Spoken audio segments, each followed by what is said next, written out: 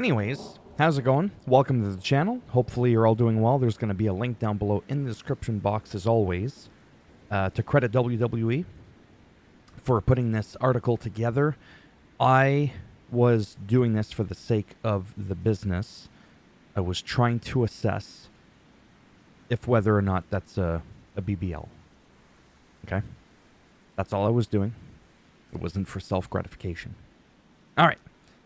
Tiffy time with an in-ring promo. She is the youngest women's Money in the Bank winner ever in WWE history. Then Bayley came out. Nia Jax came out. Nia says that in 3 weeks at SummerSlam, she's going to win the title. And it's going to be a little bit interesting because Nia called the Why does my dog keep barking? Nia called Bayley the BBL. At first I was like, the hell is that? Then I found out it's a Brazilian butt lift. And I got to admit, it was kind of funny. It's kind of funny. Nia's definitely on a different level this time around than in her first run. Mishin then came out to stick up to save Bayley because Nia and Tiffy bonked Bayley in the noggin. So we'll get into that in just a moment. Right here. So Nia Jax defeated Mishin. I kind of expected. So it seems like Mishin's getting a little bit more airtime again on TV. No BBL there.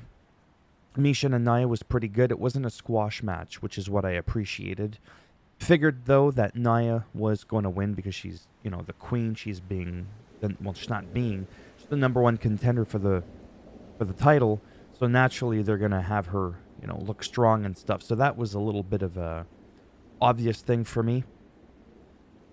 And then at the end, it was interesting. It was just a little bit weird because you could see Tiffy's like, yeah, that's right, we're doing good. All right, good. You get out there, don't watch, don't look at what I'm doing, don't pay no mind to what I'm doing. And then she was gonna go and try and cash in. And then Nia came in and was like, whoa, what's she doing? It's like, well, she could have still cashed in and then faced her, but what happens if Bayley retains? Then she cashes in, or she wins, then she... Whatever. There's so many possibilities that could happen, and that's the part that I like about wrestling. Yes, there's some stuff that's like, okay, well, I figured that was going to happen. And then the part where you're like, I have no idea where they're going with this, and that's kind of the beauty of it for me, for wrestling. It is just not knowing at all whatsoever. Baron Corbin and Apollo Crews. This was nice. Their face. They faced off against Angle and Berto. Legado del Fantasma. And Legado del Fantasma did win with a little bit of distraction there. But this was nice to see. Like I said, Apollo Crews is such an amazing talent. I've said this before. He's absolutely incredible in the ring. He's not just a guy that's like, oh, look at me, I'm buff and that's it. No, the guy can move. He reminds me a little bit of Shelton Benjamin, not for the reasons you're thinking. And he also reminds me, I got to think, that's why I close my eyes so I don't get distracted by, okay? He reminds me of Neville, or Pac, if you remember him. The man that gravity forgot. He's just so good. So anyway, so I enjoyed this. It was nice to see Baron Corbin back on the main event show because to me, he's kind of a big deal. The way he's been booked has been questionable, but I don't want to go on about that. I might dedicate a whole video to him, actually, at some point. Some of the people that have just been underutilized the most. But now, that's it. So now let's keep going.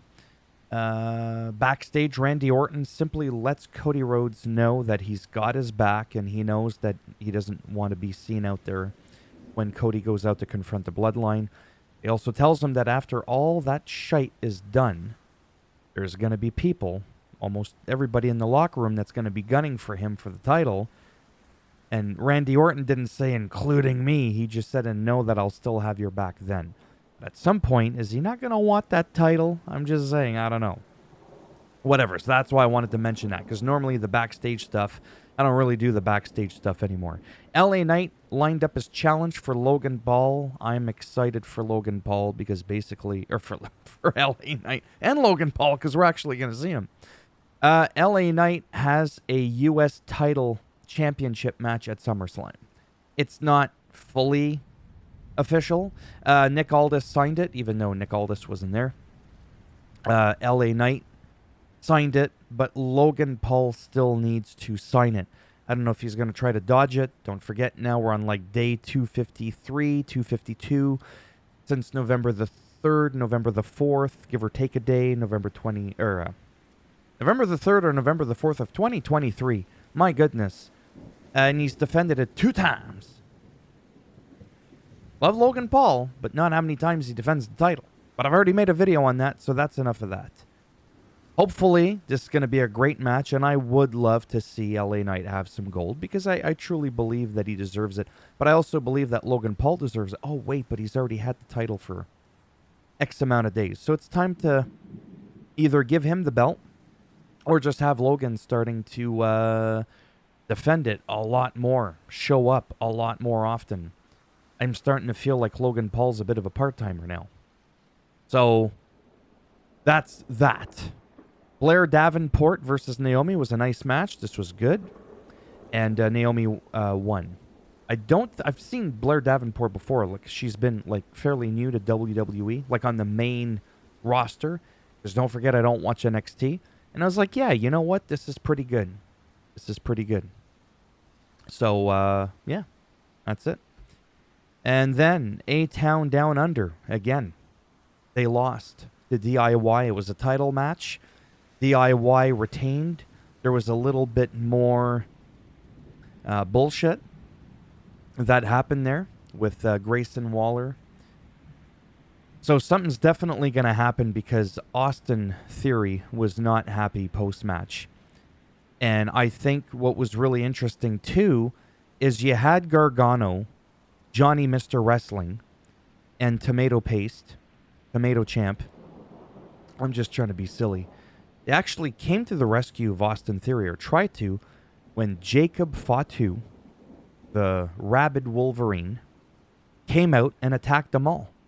So Austin Theory's going to see that. Next week, that's probably going to be a thing, where he's going to be like, hey man, I tried, but we got decimated by the Wolverine. Where was your boy? Exactly. Tucked his tail between his legs, and he took off. It's just going to further add to that dissension between them all. So that's going to be an interesting thing to see, because I really, I could just see it. I really want to see him break out, become a face. So that was that. And Bloodline in-ring promo. Cody came out. Then obviously shortly after, a brawl broke out. You go watch the whole thing. They put the whole 10-minute thing here. I don't even want to play it for a second, because, you know what I'm saying? I don't want to get a copyright strike, even though I'm promoting their product like they need me to do that. And, yeah, so it's a big thing. He got decimated. Cody Rhodes was in the ropes. We had the Prime thing here. They're really advertising that. Like I said, that's a big deal, because in WWE history, I don't think there's ever been like an official drink kind of sponsorship thing, or there might have been, like with like Snickers and stuff like that, but they never put like a symbol in the middle of the actual ring. Now they do that at PLEs and stuff like that. I still like calling them pay-per-views, because you're technically paying per view. It's really that simple. So here's the little thumbnail of what went down with Cody in the ropes there. I tell you, when I look at these guys, you know, they're pretty good. Don't get me wrong. This guy's pretty wild. But he could be the mastermind, because he's also been around the longest. It's not always about the craziest, the wackiest one. Sometimes I wonder if he could be the tribal chief. Not necessarily the legitimate one, because we all know the legitimate one. Helps if I could speak properly. We all know that's Roman Reigns. I'm telling you, I'm really, really excited to see if Roman Reigns comes with Paul Heyman, with Jimmy Uso, and something comes of that. I've already talked about that. Everybody already thinks that. It's not like I'm coming up with some idea that nobody's thought of beforehand. I'm just losing my patience to see how that unfolds. 3 weeks until SummerSlam, I believe. Just 3 short weeks. I can wait, though, because that means we're that much further into the summer, and I don't want to do that. Because then fall comes, winter comes back. I don't want to do that. I just want to live in the moment. This was good. Okay? Anyhow. So there you have it. How long was that video? 10 minutes. 10 minutes. Better than 20. Thumbs up as always. If you did like the video, it does greatly help support the channel with the algorithm and trying to make me a bit more relevant in the search results and people look up. If you didn't like the video, thumbs down, bend it in half, twist it, and you get a solo Sokoan spike in the rectum. And if you want to subscribe naturally, that'd be great. But if not, thanks for stopping by anyways. Take care. And on one final note that I want to mention, and I think I've done this before, when you look at the top of the WWE website here, I keep forgetting to mention this. The featured videos can be kind of a big deal if you're a real nerd. If you want to watch 2.5 minutes of Randy Orton struggling to get up and walk backstage as Cody escorts him, because they go off the air, right?